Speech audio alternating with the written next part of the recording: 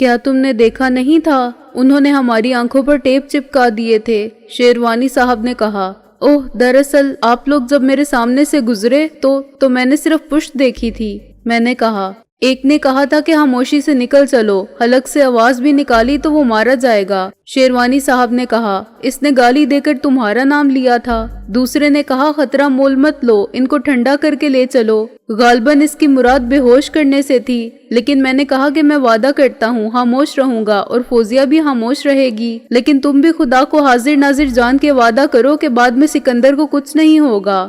آپ بہت سادہ لوگ ہیں انکل، میں نے کہا۔ وہ آپ کی بات پر ضرور ہنسے ہوں گے۔ ہاں، خبیث ہنسنے لگے، مگر اتنا ضرور ہوا کہ وہ ہمیں ایسے ہی نکال لائے بغیر ناک آؤٹ کیے، شیروانی صاحب نے کہا۔ آپ نے ان سے پوچھا نہیں کہ اب کہاں لے جا رہے ہو اور یہ اچانک ارادہ کیسے بدل گیا؟ میں نے کہا۔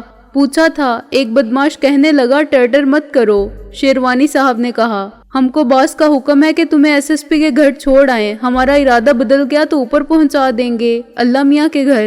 انکل، آپ تو پہلے بھی لاہور آ چکے تھے، میں نے کہا۔ جب ڈرائیور نے راستہ بدلا تو آپ نے نوٹ نہیں کیا؟ بھائی پہلے تو وہ سیدھے راستے پر چلتا گیا، ریلوے اسٹیشن سے گڑی شاہو کی طرف، شیروانی صاحب نے کہا۔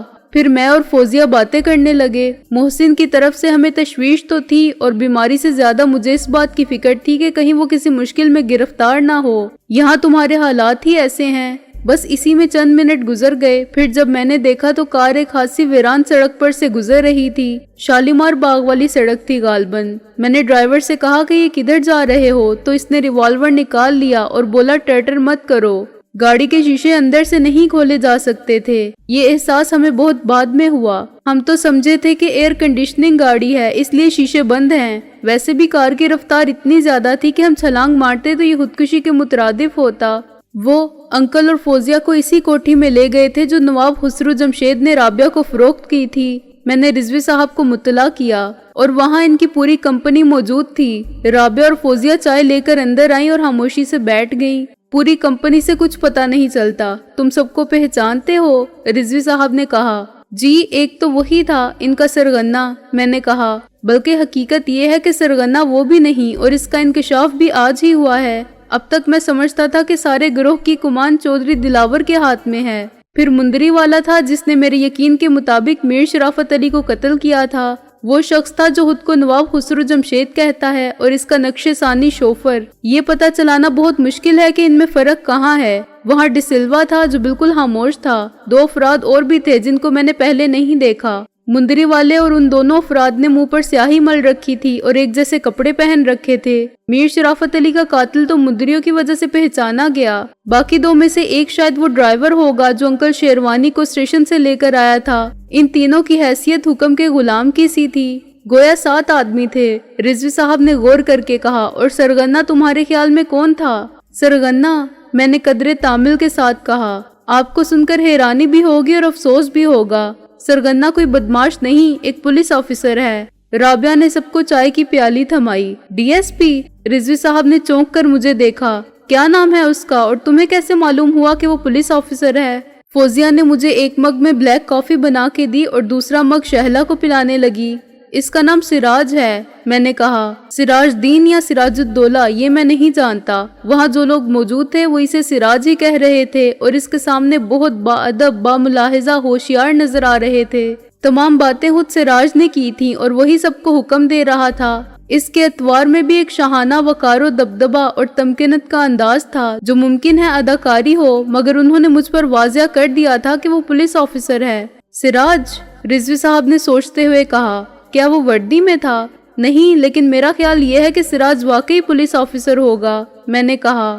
مجھے ایک بات یاد ہے، جس رات مجھے چند گھنٹے حوالات میں گزارنے پڑے تھے تو مندری والا وہاں آیا تھا اور ایس ایچ او میر محمد سے مل کر نکل گیا تھا، لیکن میں نے اسے دیکھ کر پہچان لیا تھا کیونکہ لندن سے واپسی پر وہی مجھے ٹیکسی میں چراغ دین کی کوٹھی تک لایا تھا۔ وہی قتل کی شب میر شرافت علی کی کوٹھی کے باہر مجھے دوبارہ ملا تھا، مگر یہ بات کی بات ہے جب میں قتل کے الزام میں حوالات میں بند تھا تو مجھے اس کی ایک جھلک دکھائی دی تھی اور میں نے بہت چیخ و پکار مچائی تھی کہ اسے پکڑو، لیکن میر محمد نے پہلے تو صاف انکار کر دیا کہ اس سے کوئی مندری والا مل کر گیا ہے۔ معلوم نہیں وہ کیا پیغام لایا تھا اور کیا دیکھنے آیا تھا۔ میرے اصرار پر میر محمد نے مجھ پر تشدد کیا اور صاف کہا کہ اعتراف جرم تو مجھے کرنا ہی پڑے گا کیونکہ ڈی ایس پی صاحب یہ چاہتے ہیں۔ پہلے اس نے اے ایس پی کہا تھا اور ہو سکتا ہے عمدن ڈی ایس پی کو اے ایس پی کہا ہو یا اس وقت سراج اے ایس پی ہی ہو، اس کی ترقی بعد میں ہوئی ہو، یہ میں معلوم کر لوں گا، رضوی صاحب نے سر ہلا کر کہا اور خالی کپ میز پر رکھ دیا۔ مقصد مجھے صرف یہ بتانا تھا کہ اس معاملے میں ایک اعلیٰ پولیس آفیسر کے احکامات کیا ہیں، میں نے کہا، اور میرے لیے سرتابی کی کوئی صورت نہیں۔ بعد میں ایک اور واقعہ پیش آیا تھا۔ آپ کو یاد ہوگا کہ جس دن رابعہ کی والدہ کا انتقال ہوا تھا اس روز ہمارے قبضے میں دشمن کا ایک آدمی تھا اور ہمارا خیال تھا کہ اس سے بہت کچھ معلوم کیا جا سکتا ہے۔ مجھے یاد ہے تم نے اور محسن نے جو کارنامہ انجام دیا تھا، رضوی صاحب نے طنز آمیز تلخی سے کہا۔ اسی حماقت کے باعث رابعہ کا گھر بھی تباہ ہوا تھا اور جنازے میں شریک ہونے والے چند افراد کی گاڑیاں بھی برباد ہوئی تھیں۔ اخبارات نے ایک سکینڈل کھڑا کر دیا تھا۔ خدا کا شکر ہے کہ میرا نام نہیں آیا، ورنہ ملوث تو تم نے مجھے بھی کر لیا تھا بلا وجہ۔ میں نے بڑی مشکل سے نوکری بچائی تھی اپنی۔ کیا ملا تھا تمہیں اس سے؟ وہ غصے میں آنے لگے تھے۔ میں اپنی حماقت کا اعتراف کرتا ہوں انکل، میں نے نظر جھکا کر کہا، اور ان تمام نقصانات کی ذمہ داری بھی قبول کرتا ہوں جو میرے اور محسن کے غلط اقدام کا نتیجہ تھے، لیکن ہمیں اس شخص سے ایک کام کی بات معلوم ہو گئی تھی، وہ تو شاید کچھ بتائے بغیر ہی مر گیا تھا۔ نہیں انکل، ہم نے کچھ غلط بیانی بھی کی تھی آپ سے، میں نے خفت سے کہا۔ مرنے سے پہلے اس نے ایک نام لیا تھا، سراج، اس سے زیادہ وہ کچھ نہیں کہہ سکا تھا۔ میری سمجھ میں یہی آیا تھا، مگر مجھے شبہ تھا کہ اس نے راج کہا ہے یا سروج کہا ہے۔ سروج تو ہو نہیں سکتا تھا اور خراج بھی مشکل تھا۔ راج گڑھ یہاں کے ایک علاقے کا نام ہے۔ ہم نے اس سے پوچھا تھا کہ اسے مارنے والا کون ہے۔ اس نے ایک لفظ اور بھی بولا تھا، کرامت۔ محسن نے مجھے یاد دلانے کے لیے لب کھولے۔ ہاں، اور بعد میں مجھے معلوم ہوا کہ راج گڑھ میں ایک کرامت سٹریٹ ہے، میں نے کہا، جو مسلم پارک سے شروع ہوتی ہے، وہاں سے دوسری گلی سیدھی چوبرجی پر نکل جاتی ہے۔ تو گویا تمہارے خیال میں یہ ڈی ایس پی سراج وہیں رہتا ہے؟ رضوی صاحب نے کہا۔ راج گڑھ کی کرامت سٹریٹ میں؟ اس سے کچھ مدد مل سکتی ہے؟ جی، لیکن یہ کہنا مشکل ہے کہ مرنے والا کیا بتانا چاہتا تھا، میں نے کہا۔ یہ کہ ڈی ایس پی سراج وہاں رہتا ہے یا وہاں اس کا ہیڈ کوارٹر ہے؟ اس گلی میں تو 50 سے زائد مکان ہوں گے اور وہاں عام قسم کے شریف لوگ رہتے ہیں۔ پرانی آبادی ہے، بیشتر غریب اور نچلے طبقے پر مشتمل۔ ان جیسے بدماشوں کو جن کے پاس لاکھوں ہوں اور ناجائز ذرائع سے آمدنی کے 10 ذرائع ہوں، وہاں رہنے کی کیا ضرورت ہے؟ ماڈل ٹاؤن، گلبرگ اور سمن آباد میں ان کے ہیڈ کوارٹرز ہو سکتے ہیں۔ رضوی صاحب نے نفی میں سر ہلایا۔ یہ لوگ گمنام علاقوں کو بھی اس لیے منتخب کر لیتے ہیں کہ سیدھے سادے لوگ کچھ نہیں سمجھتے اور وہاں ان کی موجودگی کی طرف کسی کا خیال بھی نہیں جاتا۔ خیر، یہ مسئلہ اتنا اہم نہیں۔ کرامت سٹریٹ کے دونوں کناروں پر سادہ کپڑوں میں پولیس کو پوسٹ کیا جا سکتا ہے اور سراج کا سراغ بھی نکالا جا سکتا ہے، بشرط یہ کہ یہ اس کا اصل نام ہو۔ تم اس کو دوبارہ دیکھو تو پہچان لوگے؟ بالکل پہچان لوں گا، میں نے یقین کامل کے ساتھ کہا۔ وہ تقریباً 6 فٹ قد کا آدمی ہے، وزن شاید 150 پاؤنڈ کے لگ بھگ ہوگا، چنانچہ جسم متناسب اور مضبوط لگتا ہے۔ پیچھے کی طرف بال بناتا ہے، بالوں کا رنگ بالکل سیاہ نہیں ہے، روشنی میں ہلکا سا بھورا رنگ جھلکتا ہے، آنکھیں بھی ہلکی سی سبز جھلک دیتی ہیں، اور آپ اسے شاعری نہ سمجھیں تو کہوں کہ بالکل کسی گہری جھیل کی طرح ساکت نظر آتی ہیں، ہر وقت سوچ میں ڈوبی ہوئی، رک رک کر ایک ایک لفظ صاف ادا کرتا ہے، لہجہ مدھم رکھتا ہے اور عادتاً سر کے بالوں کو ہاتھ پھیر کر جمانے کی غیر ارادی حرکت میں مصروف رہتا ہے، چہرہ کچھ لمبوترا اور ناک قدرے ستواں۔ اتنا کافی ہے، رضوی صاحب نے کہا، بعد میں نوٹ کروا دینا، پہلے یہ بتاؤ کہ یہاں سے جانے کے بعد کیا ہوا؟ وہی جو ان کے پیغام میں تھا، میں نے کہا۔ آپ نے دیکھ لیا ہوگا کہ انہوں نے کسی کہانی کا ایک صفحہ پیغام کا مفہوم واضح کرنے کے لیے کس طرح استعمال کیا تھا، لیکن متن 100% ان کے پلان کے مطابق نہیں تھا۔ مجھے باہر کوئی سلیٹی رنگ کی کار نہیں ملی، میں بھی مشکل سے 50 قدم گیا تھا کہ پیچھے سے آنے والی ایک سفید کار نے میرے قریب آ کے بریک لگائے اور اس کی رگڑ سے میں گر گیا۔ وہ مجھے کار میں ڈال کر لے گئے اور راستے میں ریوالور کا بٹ مار کے بے ہوش کر دیا۔ کار کے اندر شیشوں پر بھی سیاہ پینٹ تھا یا سیاہ کاغذ چپکا دیا گیا تھا، مگر میں نے اس کوٹھی کو اندر سے دیکھا تو پہچان لیا۔ اور وہاں ان سے کیا بات ہوئی؟ رضوی صاحب نے کہا، تمہیں لے جانے کا مقصد کچھ تو ہوگا۔ انہوں نے پرانے مطالبے دہرائے، یعنی میں کاروبار سے اور حق وراثت سے دستبردار ہو جاؤں۔ میں نے کہا، اپنی سابقہ پیشکش کا اعادہ کیا، لیکن تھوڑی سی ترمیم کے ساتھ۔ اب وہ مجھے ایک مالک کی حیثیت دینے پر تیار ہیں، میرے نقصانات کی تلافی پر بھی آمادہ ہیں۔ ظاہر ہے یہ سب اس شرط پر کہ میں صرف منافع سے سروکار رکھوں گا، کاروبار کی نوعیت سے نہیں، دخل در معقولات نہ کروں اور ایک طرح سے سلیپنگ پارٹنر رہوں۔ میں نے کہہ دیا کہ مجھے اپنا سب کچھ دینا منظور ہے، بدلے میں مجھے صرف میرا باپ دلایا جائے۔ اس کے بعد مذاکرات کی گنجائش ہی نہ رہی۔ میں خاموش ہو گیا اور انہوں نے پہلے شیروانی صاحب اور فوزیہ کو چھوڑ دیا، پھر تمہیں گھر لوٹ جانے کی اجازت دے دی؟ رضوی صاحب نے کہا۔ نہیں، ایسے تو نہیں، میں نے کہا۔ میں موقع کی طاق میں تھا اور قدرت کو مجھے بچانا منظور تھا۔ اچانک سراج میرے قابو میں آ گیا۔ وہ گولی مارتے تو اس کو لگتی، اس کے باوجود وہ اپنی شکست تسلیم کرنے پر تیار نہ تھے۔ مجبوراً مجھے ان پر انہی کے حربے آزمانے پڑے۔ کیا تم نے سراج کو مار دیا؟ شیروانی صاحب نے پریشان ہو کے کہا۔ نہیں انکل، میں نے ان کو نوٹس دیا کہ آپ کو بخیر و عافیت گھر پہنچا دیا جائے۔ میں نے کہا۔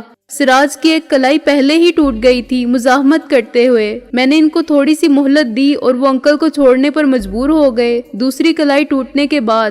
اس کے بعد خود میرے نکلنے کا مسئلہ تھا۔ میں نے سراج کو ڈھال بنائے رکھا، اس کے ہاتھ تو بیکار ہو ہی چکے تھے۔ میں اس کی آڑ میں دروازے کی طرف بڑھا تو ان کا حوصلہ جواب دینے لگا۔ وہ مجھ پر حملہ کرنا چاہتے تھے، مگر میں نے کہا کہ ہاتھوں کی ہڈیاں تو جڑ جائیں گی، لیکن کوئی آگے بڑھا تو سراج صاحب کی دونوں ٹانگیں اور ضروری ہوا تو گردن بھی توڑ دوں گا۔ وہ بے بس ہو گئے اور میں سراج کو سامنے رکھ کے الٹا چلتا ہوا باہر نکل آیا۔ 50 قدم بعد میں نے اسے دھکا دیا اور بھاگ لیا۔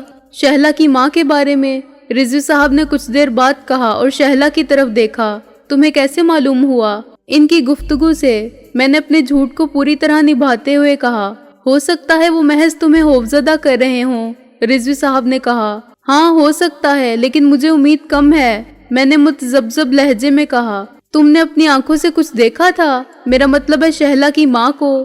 میں نے نفی میں سر ہلایا۔ دیکھا تو نہیں، میں دیکھ بھی کیسے سکتا تھا؟ یہ بات سچ تھی، مگر سچ کے دو مفہوم ہو گئے تھے، ایک وہ جو میرے ذہن میں تھا، دوسرا وہ جو دوسروں نے سمجھا۔ پھر تو امید کی جا سکتی ہے کہ شاید وہ ایک بڑی اور اپاہج عورت کو بخش دیں۔ رضوی صاحب نے جملے کے آخری الفاظ بدل دیے۔ قتل نہ کریں کی بجائے انہوں نے بخش دے کہہ دیا۔ نہیں انکل، میں نے مناسب سمجھا کہ شہلا کو جھوٹی امید کے کرب میں نہ رکھوں۔ وہ جھوٹ نہیں بول رہے تھے۔ دلاور نے کہا تھا کہ ابھی تمہیں براہ راست نقصان نہیں ہوا ہے، تمہارا اس عورت سے کوئی جذباتی رشتہ نہیں تھا جسے ہم نے راوی کی لہروں کے سپرد کر دیا۔ ہم اس کے بوجھ کو کہاں اٹھائے پھرتے، لیکن آئندہ ہم اسے اٹھائیں گے جو تمہیں زیادہ عزیز ہوگا، پھر اس کو جو تمہیں اور عزیز ہوگا، اس کے بعد عزیز ترین کو۔ کس کی قیمت تمہارے نزدیک کتنی ہے یہ ہم جانتے ہیں اور تم بھی جانتے ہو۔ دیکھتے ہیں تم میں دوسروں کی زندگی قربان کرنے کا کتنا حوصلہ ہے۔ نفع نقصان کا حساب تم خود لگا لینا۔ میں نے انہیں صاف بتا دیا انکل کہ میری اپنی جان کا کوئی مسئلہ نہیں، مجھے مار کے بھی تمہیں کچھ نہیں ملے گا، لیکن کسی اور کی جان کی قیمت تم کو بھی برابر ادا کرنی پڑے گی۔ اگر میں اکیلا نہیں ہوں تو تم بھی اکیلے نہیں ہو، اور رشتے اگر میرے لیے ہیں تو تمہارے لیے بھی ہوں گے۔ تم ان کی تقدس کو مجروح کرو گے تو یہ مت سمجھنا کہ میں بدلہ نہیں لوں گا اور معاملہ یوم حساب کے آنے تک ٹل جائے گا۔ یہ حساب یہیں بے باک ہوگا، مساوی طور پر۔ میرا خیال ہے مشتعل ہونے کی وجہ سے میری آواز کچھ بلند ہو گئی تھی۔ اچھا اب یہ بات چھوڑو، میرا خیال ہے تمہیں آج آرام کی ضرورت ہے، رضوی صاحب نے کہا۔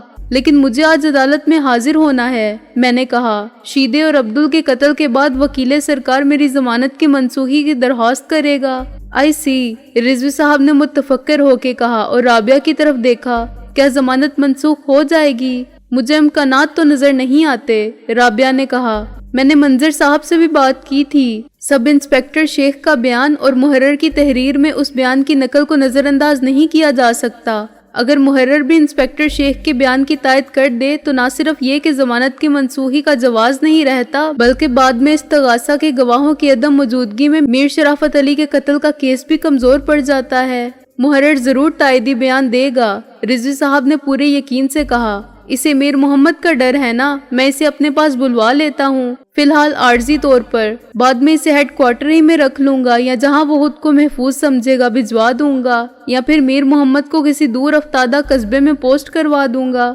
لیکن انکل خطرہ تو پھر بھی رہے گا، میں نے کہا۔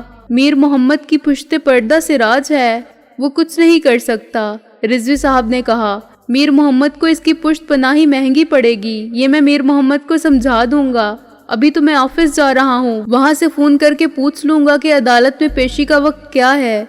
जाहिर है इस वक्त वहाँ मीर भी होगा और वो मुहर्रर भी। तुम निगाह रखना कि कहीं आसपास सादे कपड़ों में दूसरे लोग भी हैं या नहीं, और अगर सिराज नजर आ जाए तो मुझे इशारा कर देना। एक टीम को मैं वहाँ भेज रहा हूँ जहाँ गुज़िश्ता शब तुम्हें ले जाया गया था। वैसे तो वो राबिया का अपना मकान है, मगर मैं मामले को उलझाना नहीं चाहता।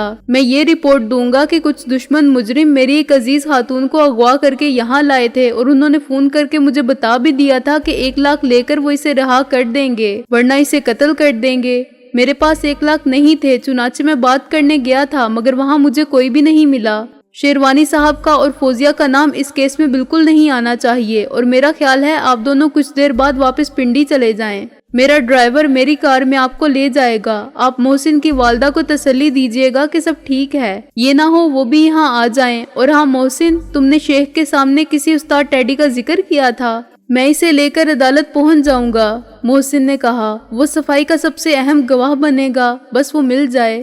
ये सूरत हाल अब मेरे लिए भी बाइसी तशवीश हो गई है, रिजवी साहब ने कहा, और खतरनाक भी। मुजरिमों का हौसला बढ़ता जा रहा है। अभी तक मैंने पूरी कोशिश की है कि गैर जानिबदार रहूं और इंसाफ के अमल में दखल अंदाजी ना करूं, लेकिन मुजरिम इसी से फायदा उठा रहे हैं। वो हर गैर कानूनी काम करने के बावजूद कानून की गिरफ्त में नहीं आते और हर जगह अपनी बेगुनाही साबित कर देते हैं। मैं इस लाकानूनियत को कब तक खामोश तमाशाई की हैसियत से देखता रहूंगा? अगर आज उन्होंने तुम्हें और फौजिया को उठवा लिया है तो कल को वो मेरे घर से किसी को भी उठा के ले जा सकते हैं, मेरे बीवी बच्चों को, शहला या राबिया को, और फिर गवाह ला सकते हैं कि वो तो सैकड़ों मील दूर कराची में या पेशावर में किसी की शादी या मौत में गए हुए थे।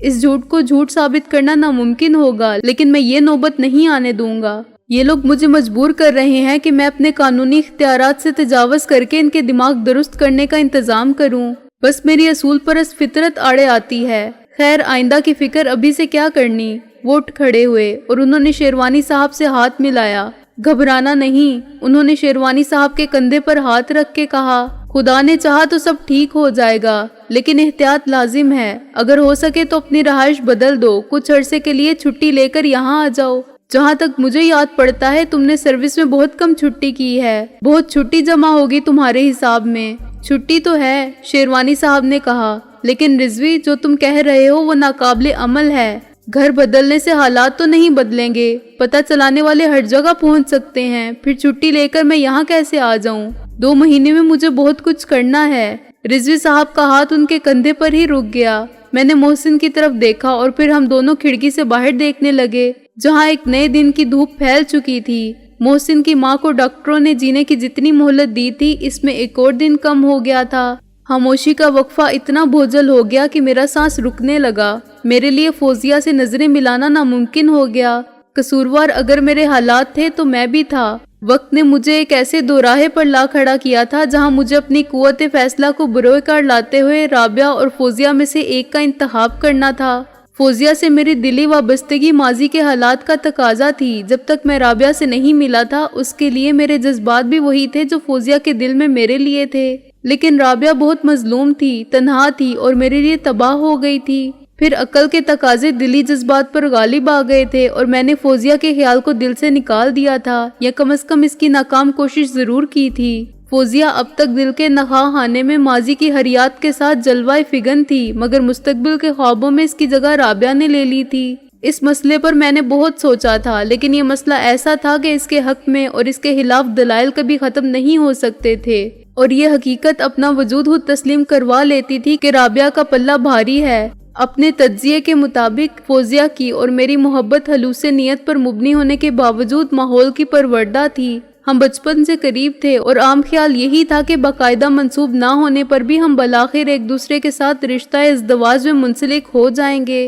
राबिया का इश्क अमली और अकली बुनियादों पर इस्तवार था। बेशक इसकी जज्बाती जड़ें भी बचपन के वक्त की गहराई तक उतरी हुई थी जब हम एक ही क्लास में पढ़ते थे, लेकिन दोबारा राबिया से मुलाकात के वक्त इस दौर की कोई याद मेरे दामन में ना थी। फिर देखते देखते हालात ने मेरे ख्यालात को बदल दिया और राबिया मेरे लिए नागुज़ीर होती गई। मुझ पर इसका कर्ज बढ़ता गया और मैं हर तरफ से महसूर हो गया। एक ख्याल हमदर्दी और गमगुसारी का था, क्योंकि राबिया एक बार शादी के बाद रुखसती से पहले ही बेवा हो गई थी, और अलमिया ये था कि इसका नाम नेहात शोहर भी जिंदा था।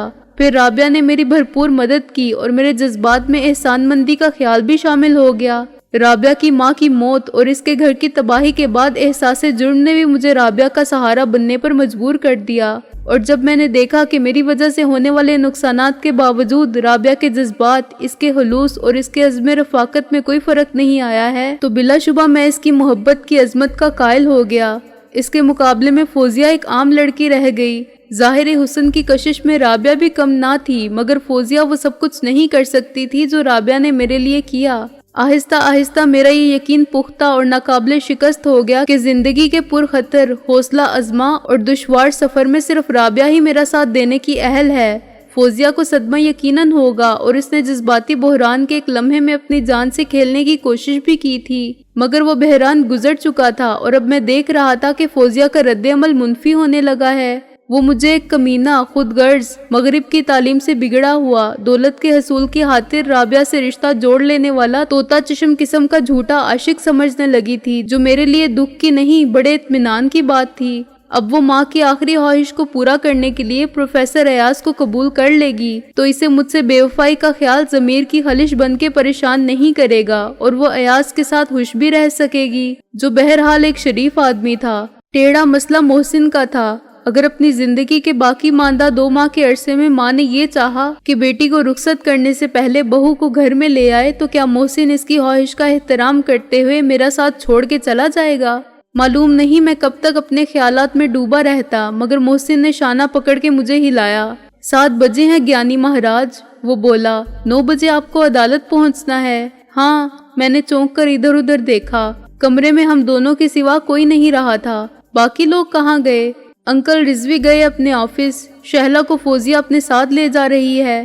کہاں؟ اسلام آباد؟ میں نے حیرانی سے کہا۔ ہاں، اور ڈیڈی نے کہا ہے کہ اس سے بہتر کوئی صورت نہیں ہو سکتی۔ فی الحال شہلا کو اس ماحول سے نکل جانا چاہیے، وہ اکیلی بھی نہیں رہ سکتی، اور رضوی صاحب کے لیے ہم 3 ہی بہت ہیں۔ محسن ہنسا۔ وہ لوگ ناشتہ کر رہے ہیں۔ محسن، ابھی سب کے سامنے جو کچھ میں نے کہا سب جھوٹ تھا۔ میں نے کہا، تفصیل میں تجھے بعد میں بتاؤں گا، ابھی یہ سن لے کہ ڈسلوا مارا جا چکا ہے۔ کیسے؟ محسن نے کچھ دیر بعد کہا، جب اسے یقین ہو گیا کہ میں سیریس ہوں۔ تو نے؟ نہیں، کار کے حادثے میں نے کہا۔ وہ مجھے لے کر واپس جا رہا تھا کہ میں نے اسے قابو کرنے کی کوشش کی اور کار بے قابو ہو کے درخت سے ٹکرا گئی۔ رفتار بہت زیادہ تھی، وہ وہیں مر گیا۔ اسی کار کے ڈکی میں شہلا کی ماں تھی۔ جب سے دشمن اس کو اغوا کر کے لے گئے تھے وہ اسی میں بند تھی، مگر مجھے معلوم نہیں تھا۔ اول تو وہ پہلے ہی مر چکی ہوگی، اور اگر زندہ ہوئی تو حادثے کے بعد اس کے بچنے کا سوال ہی پیدا نہیں ہوتا۔ کیا تو نے ڈکی کھول کے نہیں دیکھا تھا؟ محسن نے کہا۔ نہیں، اس کی کوئی ضرورت نہیں تھی، اور مجھ میں ہمت بھی نہیں تھی۔ میں نے اعتراف کیا۔ تجھے معلوم کیسے ہوا کہ شہلا کی ماں ڈکی میں بند ہے؟ محسن بولا۔ مجھے ڈسلوا نے بتایا تھا، لیکن اس وقت موقع نہیں تھا، موقع ملنے سے پہلے ہی حادثہ پیش آ گیا۔ میں نے کہا، اور یہ حادثہ کہاں ہوا؟